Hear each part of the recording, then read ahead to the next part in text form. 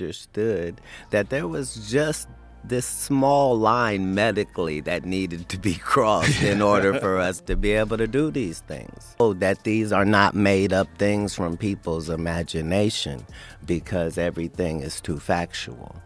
The stuff that's happening with Wendy Williams, you think this is all connection to? Of course. They've been waiting. He's been waiting. And all of a sudden, out of nowhere, I happen to notice one of your specialty items. Did you drink this whole thing today? Yes. No. Just when we thought Katt Williams was done revealing industry secrets, he's back at it again, dropping bombshells about Wendy Williams and her recent downfall. The latest social media chatter suggests that Diddy might have been the mastermind behind Wendy's troubles. Rumor has it that Diddy used his wealth and extensive connections to dismantle Wendy's empire. Interestingly, Diddy was recently implicated in having close associations with individuals involved in Britney Spears' conservatorship saga. What's more, reports indicate that Britney was seen partying with Diddy shortly before her infamous breakdown and subsequent loss of custody of her children in 2007. Perhaps her performance was less than polished because of all the partying she got in Sin City rather than rehearsal time. Late Friday night, Britney hit 3 hotspots and was snapped at Caesar's Palace at Pure nightclub with P. Diddy. Saturday night, she hit the dance floor again. And last night, after leaving the awards, Britney was spotted at Noir nightclub until 2:30 this morning, where she apparently spent most of her time in the restroom. You're aware of the allegations from several individuals who used to associate with Diddy, claiming he spiked champagne bottles and gave them to girls partying with his crew, right? Now, there's speculation that Diddy might have done the same thing to Britney Spears. Why? Because it's been revealed that Lou Taylor, the mastermind behind Britney's conservatorship, has been a close friend of Diddy for years. At one point, Lou even served as Diddy's business manager, but wait, there's more to the story. Another individual tangled in this web is Diddy's accountant, Robin Greenhill, who was implicated in Lil Rod's lawsuit as the person responsible for transferring funds to Diddy's S-workers. And here's the kicker. Robin Greenhill happens to be employed by Lou Taylor's company, TriStar, and she was directly involved in assisting Britney's father, Jamie, in managing the conservatorship. With Diddy's connections to individuals experienced in orchestrating celebrity conservatorships coming to light, many are questioning if he had a hand in Wendy's downfall. Now, Katt Williams seems to have the answers as he unveils the missing puzzle pieces behind Wendy's financial woes and the imposition of a guardianship.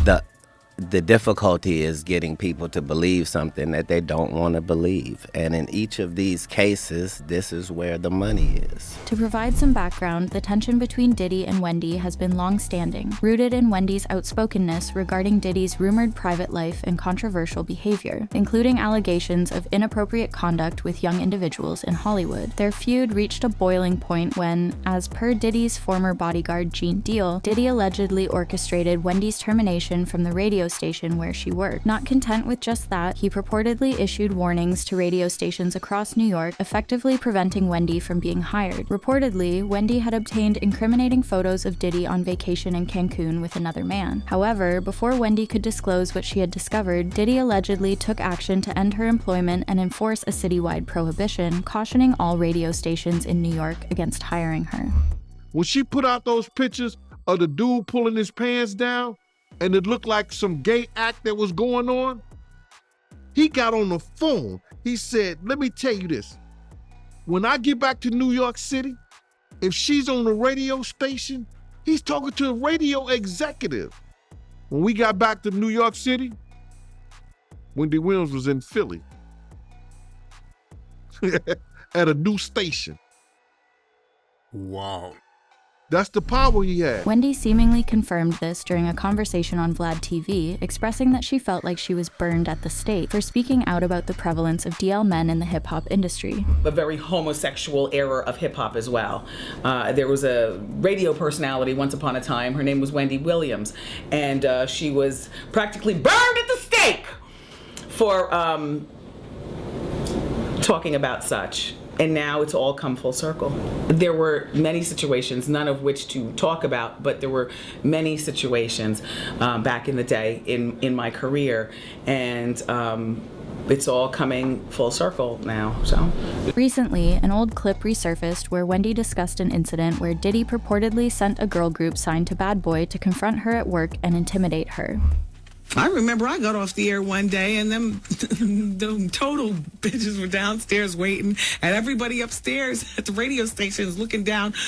egging it on, waiting for something to go down. But wait, there's more to this dark tale. Jaguar Wright recently revealed a chilling detail. Back in the day, Wendy was allegedly set up to be assaulted.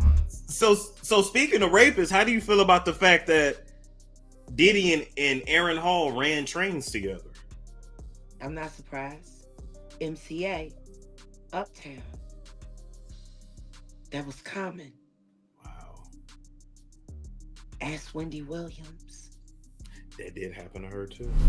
During her recent interview on Real Life Productions, Jaguar emphasized that Wendy was the first woman to publicly expose a group of men she referred to as homo thugs, with Diddy being the primary suspect, of course. Was that Shout out to Wendy Williams, the first woman to uncover the homo thugs. That's what these down low bitches was called when Wendy first started talking about it in the 90s, the homo thug. She talking about Diddy. When questioned about Diddy's potential involvement in Wendy's ongoing challenges, Jaguar didn't hesitate to assert that it's glaringly obvious Diddy has been scheming to bring about Wendy's downfall for quite some time. Jaguar also brought up Diddy's ex, Kim Porter, and the mysterious circumstances surrounding her death, suggesting that Diddy has been employing the same modus operandi for decades to eliminate people from his life. And then what's the stuff that's happening to Wendy Williams? You think this is all connection too? Of course. They've been waiting. He's been waiting. He was waiting for Kim. Remember?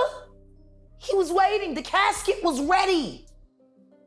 She was literally casket ready. It's worth noting that Wendy didn't just gossip about Diddy's alleged involvement in the DL lifestyle. Those rumors were practically an open secret in the industry since the 90s, so it seems unlikely that Diddy would go to great lengths solely to silence Wendy over gay rumors. Instead, speculation suggests that Wendy possessed more damning information about Diddy, including allegations of crimes involving young individuals and mistreatment of women. Many overlook the fact that Wendy was the first to voice concerns about Cassie's safety, long before Cassie was able to break free. In 2015, Cassie and Diddy briefly split after he allegedly assaulted her, prompting Cassie to flee to South Africa to escape Diddy and his associate. Wendy openly discussed this on her show, highlighting Cassie's likely fear of Diddy's ability to reach her anywhere in the world and pay off people to conceal his wrongdoing. Fast forward to November 2023, and Cassie drops her explosive lawsuit against Diddy, confirming pretty much everything that Wendy said 3 years prior. Cassie states in her lawsuit, anytime she tried to create distance between her and Mr. Combs, he used his networks to find her and convince her to return to his abuse. On multiple occasions, Mr. Combs sent his employees to lure Miss Ventura back. Cassie also described how she once ran away to stay at Kid Cudi's home to escape Mr. Combs' wrath, and shortly after, Diddy blew up Kid Cudi's car. The lawsuit says, in February 2012, during Paris Fashion Week, Mr. Combs told Miss Ventura that he was going to blow up Kid Cudi's car and that he wanted to ensure that Kid Cudi was home with his friends when it happened. Around that time, Kid Cudi's car exploded in his driveway. Miss Ventura was terrified as she began to fully comprehend what Mr. Combs was both willing and able to do to those he believed had slighted him. The fact that Diddy felt emboldened enough to openly discuss and follow through with his plans to destroy another major celebrity's car is absolutely staggering. If he's capable of such extreme actions, it's not unreasonable to entertain the notion that he might have played a role in Wendy Williams' downfall. Wendy had a sharp eye for seeing beyond the facade, particularly when it came to Diddy, and she fearlessly exposed details that still resonate today. Here's an intriguing twist. In 2017, just months before Cassie finally broke free, Diddy made an appearance on the Wendy Williams show, and it appeared as though they had reconciled. They even joked about their past tensions, sharing laughter like old friends. I know I pissed a lot of people off, including you. But this is a full circle moment, everybody. Get into adult conversation. However, upon revisiting this interview in 2024, it takes on an entirely new significance. If you closely observe their body language, it seems as though Diddy was sending Wendy a clear message. Stick to the script and don't mess with me. I must say, it's been a long time coming. Yeah. And I want to just tell you how proud I am of you. Because I don't think you get enough credit for being the first one to really cover our culture, you know, hip-hop culture and also hip-hop celebrities and just understanding that it's news, not just saying that's all that you cover, but you started shedding light on our culture and our people, and thank you very much.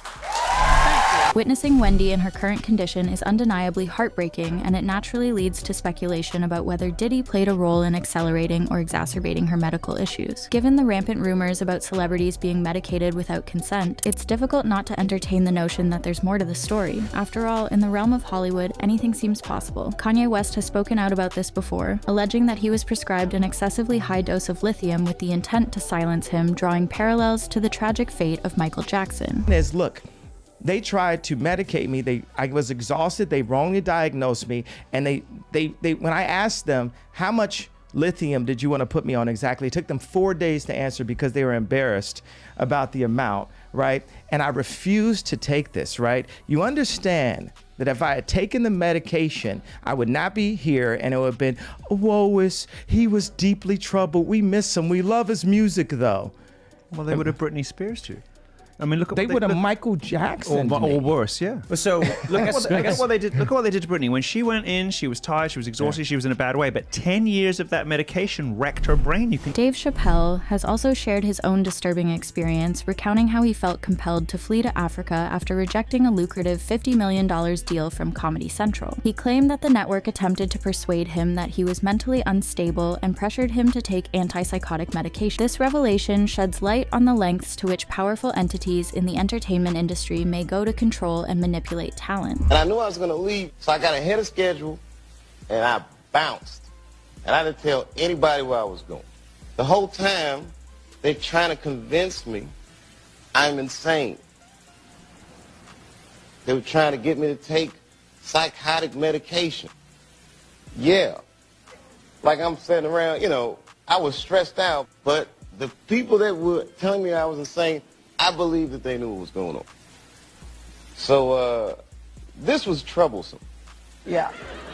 I said, I'm not taking this medicine, man, because I know these people be trying to control you or maybe discredit you. I was afraid, But you were stressed out. That's why. There's no question. But it's very stressful for someone to constantly walk behind you and say, you're insane. Oh, hey, how about this? I showed up to work the first week, and where my office used to be, they built a wall there. Why? I didn't know why. But it came out later that they were like, well, they said you wanted it. I don't want to be walled up at the office. I like hanging out and talking. Okay.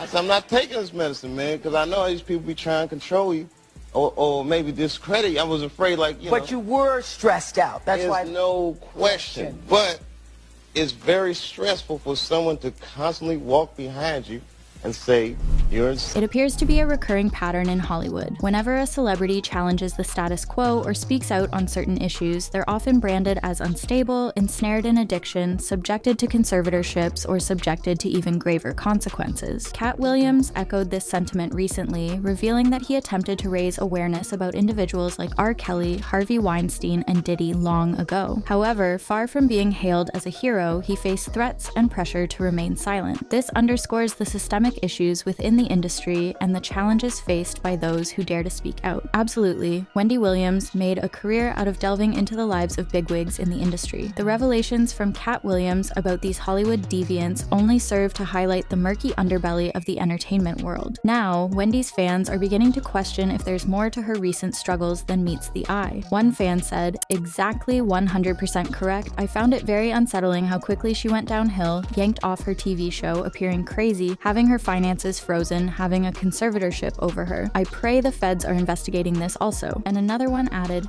"Didn't Wendy start getting sick in 2017 after Diddy's visit? What are your thoughts on Wendy's recent ordeal? Do you believe Diddy could have leveraged his influence and connections to silence her due to the information she possessed?" Share your opinions in the comments section below, and don't forget to stay tuned for our next video update.